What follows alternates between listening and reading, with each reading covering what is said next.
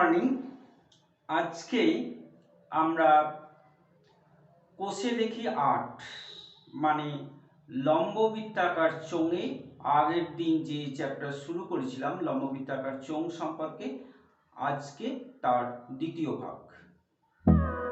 আজকে আমরা কোষে দেখি ৮-এর ৬ থেকে ১০ পর্যন্ত যে অঙ্কগুলো রয়েছে সেইগুলো কিভাবে করতে হবে সেইটা আমরা শিখে নেব। অঙ্ক কিন্তু শিখে নিতে হয়, কারণ কি করছি কখন কোনটাকে করছি সেইটা শুধু দেখলে হবে না, কিন্তু শুনতে হবে, এবং কেন করছি কখন করছি কি জন্য করছি এইটা কিন্তু বুঝে নিতে হবে। এটা যদি বুঝে নিতে পারো তাহলে নিজেই কিন্তু অঙ্ক করতে পারবে। একটু চেষ্টা করো না, কথাগুলো শোনো, শুনলেই করতে পারবে। ঠিক আছে? তাহলে দেখো এখন ৬-এর অঙ্কটা আমরা কিভাবে করব। দেখো, অঙ্কটা প্রথমে ভালো করে পড়বে যেন কোনো ওয়ার্ড বাদ না যায়। সমান ব্যাস ও সমান উচ্চতা বিশিষ্ট তিনটে জারির প্রথমটির 2/3 অংশ, দ্বিতীয়টির 5/6 অংশ, তৃতীয়টির 7/9 অংশ লঘু সালফিউরিক অ্যাসিডে পূর্ণ ছিল। এই তিনটি জারের অ্যাসিড যদি 2.1 ডেসিমিটার দৈর্ঘ্যের একটি ব্যাসের একটি জারে রাখা হয়, তবে জারে অ্যাসিডের উচ্চতা হবে 4.1 ডেসিমিটার। প্রথম তিনটি জারের ব্যাসের দৈর্ঘ্য যদি 1.4 ডেসিমিটার হয় তাহলে উচ্চতা হিসাব করো। তাহলে প্রথম যে তিনটে জার ছিল সেই তিনটে জারে অ্যাসিড ছিল সমান মাপের তিনটে জার, তো তিনটে জারের অ্যাসিডকে একটা জারে ঢেলেছে। ঠিক আছে? এই যে ছোট তিনটে জার ছিল এই জারগুলোর মধ্যে প্রত্যেকটার ব্যাস হচ্ছে 1.4, প্রত্যেকটার ব্যাস হচ্ছে 1.4 ডেসিমিটার। আর যে নতুন জারটায় ঢাললো সেই জারটার ব্যাস হচ্ছে 2.1 ডেসিমিটার, 2.1 ডেসিমিটার, আর উচ্চতাটা হচ্ছে 4.1 ডেসিমিটার। এর উচ্চতাও দেওয়া আছে। ঠিক আছে? তাহলে এই তিনটে জারের অ্যাসিড কিন্তু সব সমান নাই বা ভর্তিও নাই। একটার 2/3 অংশ অ্যাসিড আছে, একটার 5/6 অংশ অ্যাসিড আছে, আবার একটাতে আছে 7/9 অংশ অ্যাসিড। তো এই রকম তিনটে, গোটাগুলো ভর্তি নেই, কিছু কিছু করে অ্যাসিড আছে। সেই অ্যাসিডগুলো একটার 2/3 অংশ, একটা 5/6 অংশ, একটা 7/9 অংশ। তো এই অ্যাসিডগুলো কিছু কিছু করে নিয়ে মানে যে অংশটা অ্যাসিড রয়েছে সেই সমস্ত অ্যাসিডটা এখানে ঢালা হয়েছে। তাহলে আমরা এখন কি করব, এই যে অ্যাসিডগুলো রয়েছে তিনটে জারে মোট কতটা অ্যাসিড আমরা বার করব। তাহলে ধরে নিচ্ছি জার তিনটি উচ্চতা, মানে প্রত্যেকটার একটা একটা করে উচ্চতা হচ্ছে h। যেহেতু এখানে অ্যাসিড আছে মানে জারের ভিতরে আছে, তো এটা দেখে আমরা বুঝবো এটা আয়তনের ব্যাপার। তাহলে আমরা জার তিনটির আয়তন বার করব। ও ব্যাস বলে দেওয়া আছে, জার তিনটির ব্যাস দেওয়া আছে, ব্যাসটা লিখে নেবে, দেওয়া তথ্যগুলোকে সবসময় আগে লিখে নেবে। 1.4 ডেসিমিটার। তাহলে ব্যাস থাকলেই বলেছি ব্যাসার্ধ করতে হবে, নিশ্চয়ই আগের দিন এটা শিখে নিয়েছো, এটা সবসময় করতে হবে, নতুন কিছু নেই এটা। তাহলে 0.7 ডেসিমিটার। 2 দিয়ে ভাগ করলে ব্যাসকে 2 দিয়ে ভাগ করলে ব্যাসার্ধ হয়। তাহলে আমরা এখন আয়তনটা বের করব। তাহলে আয়তন সূত্রটা হচ্ছে পাই আর স্কয়ার এইচ। পাই মানে হচ্ছে 22/7, আর মানে হচ্ছে 0.7, এখানে দুবার লিখব, আর এইচটাকে আমরা ধরে নিচ্ছি। দশমিকটার আগে যেভাবে তুলেছিলাম একটার পর দশমিক সেইভাবে উঠিয়ে দিলাম, একটা 7 কেটে গেল, আর কিছু কাটার দরকার নেই। তাহলে আমরা পাচ্ছি দেখো 154 H/100 ঘন ডেসি। এটা কি হলো? এটা হলো তিনটে ছোট ছোট যে জার রয়েছে এই জার তিনটে প্রত্যেকটার আয়তন। এখন তাহলে আমরা এটা লিখতে পারবো, আমাদের প্রথম জারে অ্যাসিড প্রথম জারে অ্যাসিড আছে কতটা 154H/100 ইন্টু 2/3 ঘন ডেসি। দ্বিতীয় জারের অ্যাসিড কত হবে ওই একই 154 আয়তন ইন্টু এর অংশ। তৃতীয় জারের অ্যাসিড ওই একইভাবেই লিখব যে ওই 154/100 ইন্টু এইচ ইন্টু এর অংশ হচ্ছে 7/9। এখন আমরা কি করব এই তিনটে জারের অ্যাসিডকে এক জায়গা করলে মোট কতটা হবে, তাহলে তিনটে জারের মোট অ্যাসিড, তাহলে মোট অ্যাসিড হচ্ছে 154H/100। এইগুলো আমরা গুণ করলাম না, ইচ্ছাকৃতভাবে গুণ করলাম না, কারণ সবাই প্রত্যেকটারই মধ্যে 154/100 আছে। তাহলে 154/100 কে যদি আমরা কমন নিই তাহলে প্রথমটাতে পাচ্ছি আমরা 2/3, দ্বিতীয়টাতে পাচ্ছি মানে আলাদা যেটা থাকছে সেটা হচ্ছে 5/6, আর তৃতীয়টাতে পাচ্ছি 7/9। তাহলে মোট হচ্ছে 154H/100 ইন্টু এখানে দেখো লসাগু হবে 18, তাই না?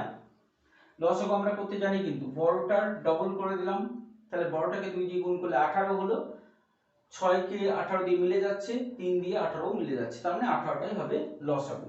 তাহলে 3 6 18, 6 পাচ্ছি, 6 2 12, প্লাস আবার ভাগ করলে 3 পাচ্ছি, 3 পাচ্ছি 15, আবার ভাগ করলে আমরা 2 পাচ্ছি, 2 7 14 হলো। এরপর আমরা এই যোগটা করে নেব, তাহলে যোগটা করলে পাচ্ছি 154H/100 ইন্টু 14 15 29 41/18। এইটা হলো ঘন ডেসিমিটার তিনটে জার নিয়ে মোট অ্যাসিডটা। এইবার এই অ্যাসিডটাকে আমরা একটা নতুন জারে ঢাললাম, তাহলে নতুন যে জারটায় ঢাললাম তার আয়তনটা আমরা দেখে নেব। তাহলে নতুন জারে ব্যাস দেওয়া আছে 2.1 ডেসিমিটার, ব্যাস থাকলেই কি বলেছি ব্যাসার্ধ করে নেব, তাহলে ব্যাসার্ধ হচ্ছে 2.1/2, দশমিকটা ওঠালে এখানে হয়ে যাচ্ছে 20, তার মানে 21/20 ডেসিমিটার। আর নতুন জারের উচ্চতাটাও বলে দিয়েছে কত 4.1 ডেসিমিটার হলো। তাহলে নতুন জারের আয়তনটা আমরা বার করতে পারবো, তাহলে নতুন জারের আয়তনটা হবে পরপর লিখবে, তাহলে বারবার নতুন জার কথাটা লিখতে হবে না, πr²h, সূত্রটা বারবারই লিখবে কারণ সূত্রটা যত লিখবে তত বেশি মনে থাকবে, ঠিক আছে? আর বলতে এখানে 21/20 দুবার লিখবে, আর 4.1 ঘন ডেসি।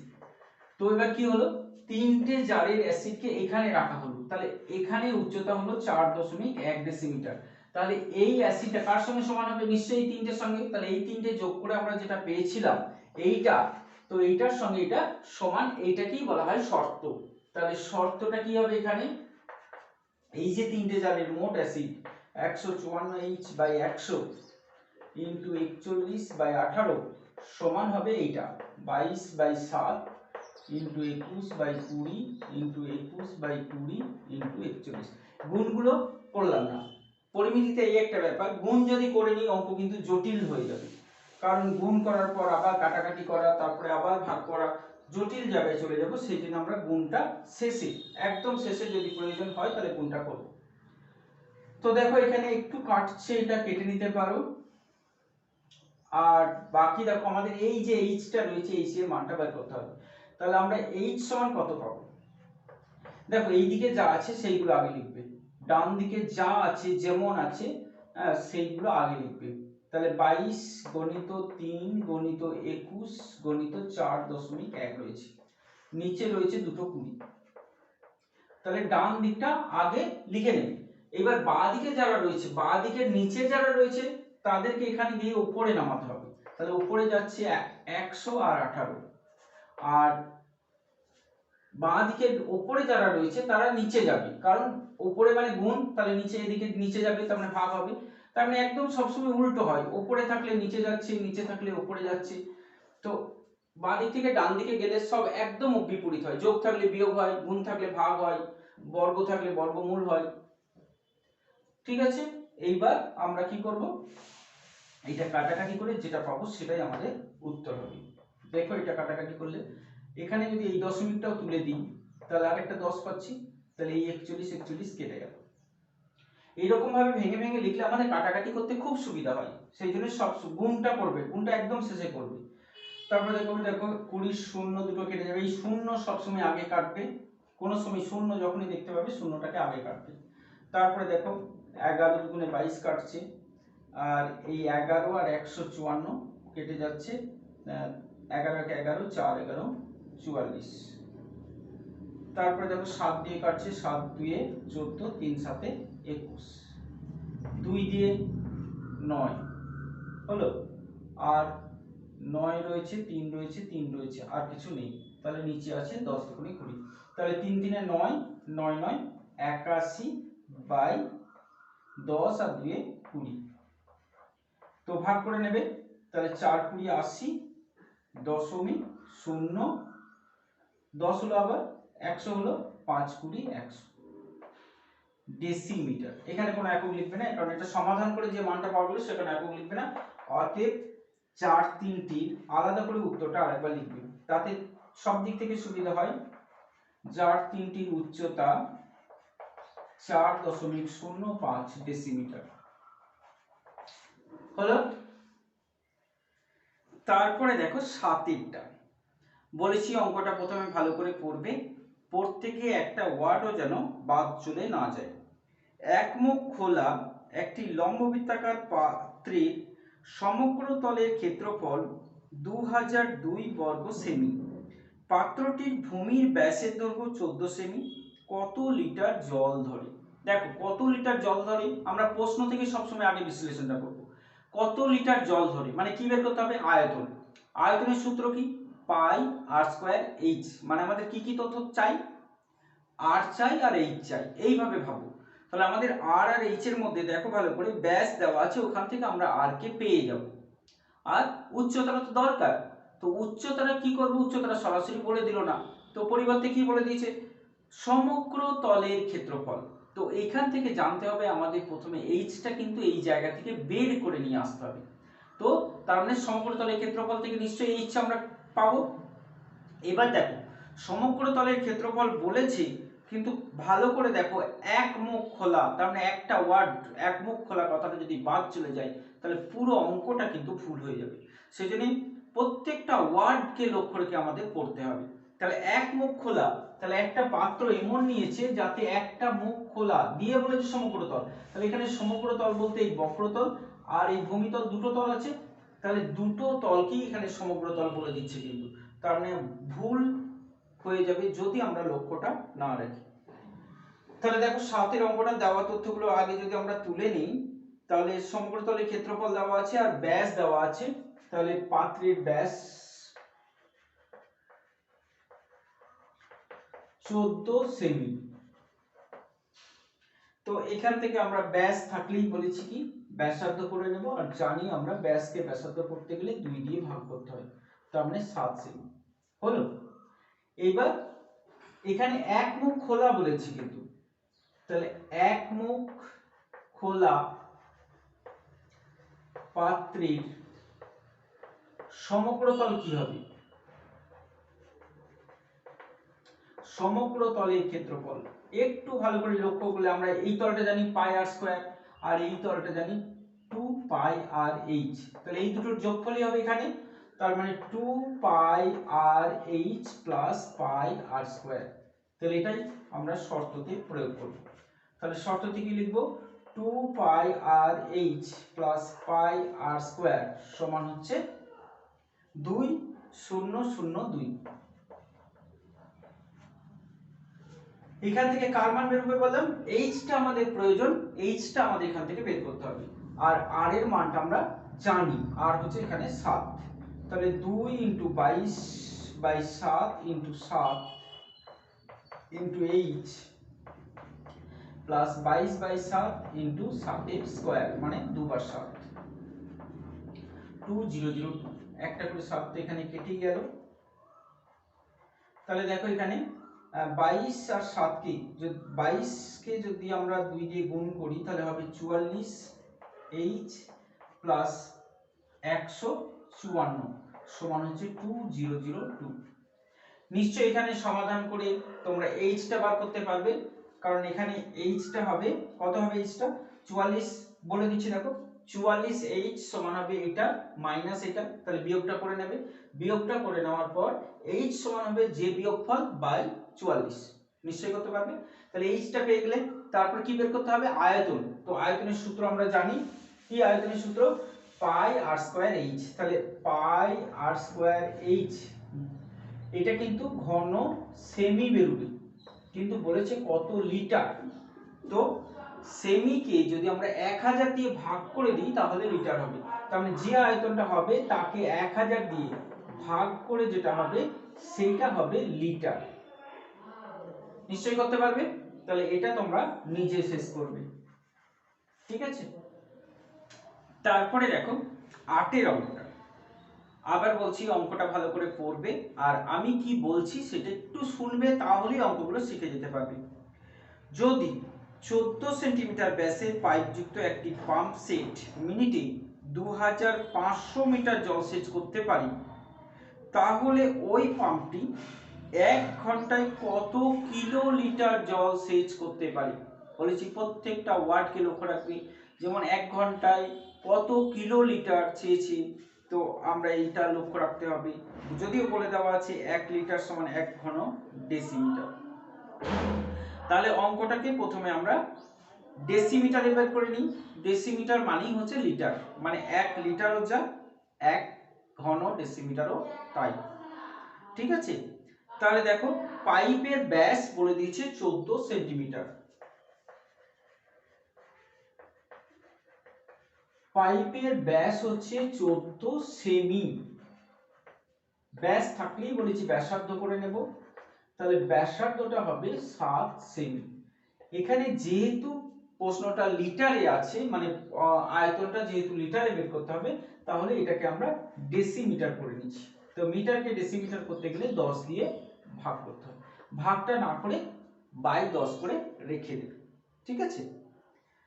আর দেখো উচ্চতা, উচ্চতা কোথায়, তো এখানে উচ্চতা নেই, তাহলে আমাদের কি করব, এখানে সব সময় জানবে পাইপ দিয়ে যখন জল যায় তখন জলের যে গতিবেগ দেওয়া থাকে, জলের যে স্পিড দেওয়া থাকে, ওই স্পিডটাকে উচ্চতা হিসেবে তোমাকে এখানে ব্যবহার করতে হবে। কারণ একটা লম্বা পাইপ যদি হয় তাতে যদি জল যায়, তাহলে 1 মিনিটে ধরো জলটা এখান থেকে এইখানে এসে পৌঁছালো, তাহলে এইটা সময় লাগলো 1 মিনিট, তাহলে 1 মিনিটে পুরো এটা ভর্তি হয়ে গেল। তার মানে কি হলো, পুরো 1 মিনিটে যত বড় লম্বা পাইপের জলটা ভর্তি হয়েছে সেটাই পাইপের উচ্চতা হিসেবে ধরে নেওয়া হয়। তো 1 মিনিটে জল যতটা যাচ্ছে, মানে জলের স্পিড যেটা দেওয়া আছে সেটাই তাহলে উচ্চতা হবে। তাহলে এখানে জলের উচ্চতা হিসেবে, মানে পাইপের উচ্চতা হিসেবে জলের স্পিডটাকে ব্যবহার করতে হবে, ঠিক আছে। তাহলে আমরা ধরে জলের বেগ দেওয়া আছে, কত দেওয়া আছে, 2500 মিটার পার মিনিট। তো এইটাকেই আমরা জলের উচ্চতা হিসেবে ধরব। তাহলে লিখবো আমরা, ওইটাকে আগে ডেসিমিটার করে নিচ্ছি, তাহলে মিটারকে ডেসিমিটার করব, মানে আরো একটা 10 দিয়ে গুণ, তাহলে 25,000 ডেসিমিটার পার মিনিট। তাহলে এবার লিখবো 1 মিনিটে জলের 1 মিনিটে জলের আয়তন, তাহলে 1 মিনিটে জলের আয়তন হবে পাই আর স্কয়ার এইচ, মানে পুরো পাইপটা ভর্তি হবে যদি পাইপটা 25,000 ডেসিমিটারের হয়।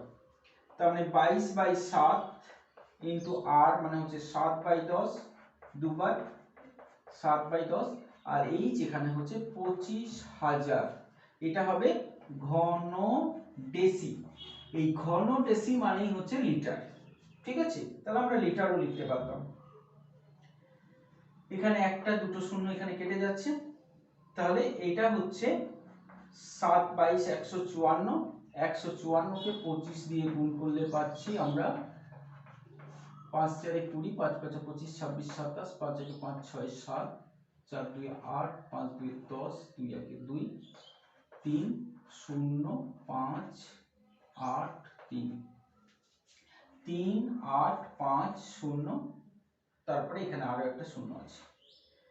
এটা লিটার। এটা কত? 1 মিনিটে যে জলটা যায় তার আয়তন। তো প্রশ্নটা আরেকবার পড়ো। প্রশ্নতে পরিষ্কার দেওয়া আছে যে 1 ঘন্টায় কত কিলোলিটার জল যেতে পারে। তাহলে 1 ঘন্টায় কত কিলোলিটার, তাহলে আমরা তো 1 মিনিটে পেলাম, তাহলে 1 ঘন্টা মানে হচ্ছে 60 মিনিটে জলের আয়তন হবে কত হবে? 3 8 5 0 0 গুণিত 60। তো 6 দিয়ে গুণ করে নেবে, 5 6 30, 6 8 48, 49 50 51, 318, 19 20 21 22 23, তারপরে একটা দুটো শূন্য, একটা দুটো আর একটা তিনটে শূন্য, লিটার। তো চেয়েছে পরিষ্কার লেখা আছে কত কিলোলিটার। তাহলে লিটারকে কিলোলিটার করতে গেলে আমরা জানি 1000 দিয়ে ভাগ করতে হবে। 1000 মানে তিনটে শূন্য, তাহলে এখান থেকে তিনটে শূন্য বাদ দিয়ে দিলেই ভাগটা হয়ে যাবে। তাহলে এত কিলোলিটার হলো অঙ্কটা। ঠিক আছে, বুঝেছো নিশ্চয়ই? তারপরে দেখো 9এরটা। তো 9এর যে অঙ্কটা রয়েছে আগে ভালো করে পড়ে নাও। 7 সেমি ব্যাসের একটি লম্বা গ্যাস জারে কিছু জল আছে। তাহলে একটা গ্যাস জারের মধ্যে জল আছে, ওই জলে যদি 5.6 সেমি দৈর্ঘ্যের ব্যাসের 5 সেমি লম্বা নিরেট লোহার লম্ববৃত্তাকার চুম্বকাকৃতি টুকরো সম্পূর্ণ ডোবানো হয়, তবে জলতল কতটা উপরে উঠবে। একটু যদি আমরা ছবিটা দেখে নিই, একটা গ্যাস জার আছে, একটা গ্যাস জারে কিছুটা জল আছে, ঠিক আছে। তো গ্যাস জারটার ব্যাস বলেছে 7, ব্যাস বলেছে 7 সেন্টিমিটার। তো 7 সেন্টিমিটার ব্যাসের মধ্যে একটা চোঙাকৃতি জিনিসকে এখানে সম্পূর্ণ জলে ডুবিয়ে দিচ্ছে, মানে জল যতটা আছে সেইখানেই চোঙাকৃতি জিনিসটা ডোবানো হচ্ছে। তো এই যে চোঙাকৃতি জিনিসটা ডোবানো হচ্ছে তার ব্যাসটা হচ্ছে 5.6 ডেসিমিটার, আর উচ্চতাটা হচ্ছে 5 সেন্টিমিটার। তাহলে ব্যাস হচ্ছে 5.6 আর উচ্চতা হচ্ছে 5 সেন্টিমিটার। এইটাকে ডোবাচ্ছে। তাহলে এটা ডোবালে পরে জল যতটা জল ছিল তার থেকে নিশ্চয়ই একটু জলটা উঠবে। তো এখন প্রশ্ন হচ্ছে কতটা জল উঠলো, এটা আমাদের বের করতে হবে। তাহলে আমরা কি করব এখন? আমরা যে জিনিসটা ডোবাচ্ছে তার আয়তনটা আগে দেখে নিই। তাহলে কারণ ভালো করে একটু লক্ষ্য করো, এইটা ডোবানোর জন্য জলটা উঠলো, তাহলে এইটা যা আয়তন হবে, এই বাড়ছে যে জলটা এটাকে বলা হয় বর্ধিত জল। এই বর্ধিত জলের আয়তনটা এর সঙ্গে সমান হবে। তাহলে এটাই শর্ত যে এর আয়তন আর এই বর্ধিত জলের আয়তন দুটো সমান। তাহলে ছোট চোঙ মানে যেটাকে ডোবানো হচ্ছে, ব্যাস বলে দিয়েছে 5.6 সেমি। ব্যাস দেওয়া থাকলে সবসময় আমরা ব্যাসার্ধ করব বলেছি, ব্যাসার্ধ হয় 2 দিয়ে ভাগ করি, তাহলে 2 দিয়ে ভাগ করলে আমরা পাচ্ছি 2.8 সেমি। আর উচ্চতা বলে দেওয়া আছে 5 সেন্টিমিটার। তাহলে এর আমরা আয়তনটা পেয়ে যাব। তাহলে এর আয়তনটা হচ্ছে পাই আর স্কয়ার ইঞ্চ সূত্র, তার মানে 22/7 ইন্টু 2.8 দুবার ইন্টু 5, ঠিক আছে। এই দশমিক গুলোকে তুলে নিতে পারি আমরা 10 দিয়ে দিয়ে। তাহলে এই দশমিক দশমিক উঠে গেলে একটু কেটে নিতে পারি, 4 7 28, 5 দিয়ে একটা 10 কে কাটলে হবে 2, এটা হলো 11। তাহলে কি পেলাম আমরা? 4 11 44। সব গুণটা করার দরকার নেই, কারণ গুণ করলে পরে আমাদের ভাগ করতে আবার অসুবিধা হবে। এইটা হলো ঘন সেমি, এই যে চোঙটা ডোবাচ্ছে এই চোঙটার আয়তন হলো। এরপর আমরা কি করব? কোথায় ডোবাচ্ছে? একটা বড় চোঙের মধ্যে। তাহলে যে বড় চোঙটাতে ডোবাচ্ছি সেই বড় চোঙটার যে জলটা শুধু বাড়তি হয়েছে মানে বর্ধিত জল বলা হয়, সেই জলটাকে আমরা আয়তন বার করব। তাহলে যে বর্ধিত জলটা বেড়েছে তার ব্যাসটা নিশ্চয়ই এই ব্যাসের সঙ্গেই সমান হবে, কারণ ওই চোঙের উপরেই তো বেড়েছে। তাহলে আমরা লিখবো এখানে, ধরে নিচ্ছি বর্ধিত জলের উচ্চতা হচ্ছে h সেন্টিমিটার। বর্ধিত জলের উচ্চতা মানে এইটাকে আমরা h ধরলাম। আর ব্যাস তো দেওয়াই আছে 7 সেন্টিমিটার। তাহলে এখান থেকে সবসময় বলেছি ব্যাসার্ধ করব, তাহলে ব্যাসার্ধ হবে 7/2 সেন্টিমিটার। তাহলে এই বর্ধিত জলের আয়তনটাও আমরা বের করব। তাহলে বর্ধিত জলের আয়তন, লেখাটা দেখো, এটা বর্ধিত জলের আয়তন বলা হয়। তাহলে বর্ধিত জলের আয়তন হবে, গোটা চোঙের আয়তন বার করছি না, শুধু যে জলটা বাড়ছে সেই জলটার আয়তন আমরা বার করছি, যেহেতু সেটা চোঙের উপরেই আছে, অতএব চোঙের ব্যাসার্ধটাই এখানে ব্যাসার্ধ হিসেবে নিতে হবে। আর এইচটা এইচই থাকছে, একটা 7 কাটছে, এটাও কাটছে, তাহলে মানে 7 11 77 h/2। মুখে মুখে যতটুকু গুণ হবে সেইটুকু, বেশি কষ্ট করার দরকার নেই, একদম মুখে মুখে যেটুকু হবে সেটুকু গুণ করে নিয়ে রাখাই ভালো, না রাখলেও ক্ষতি নেই।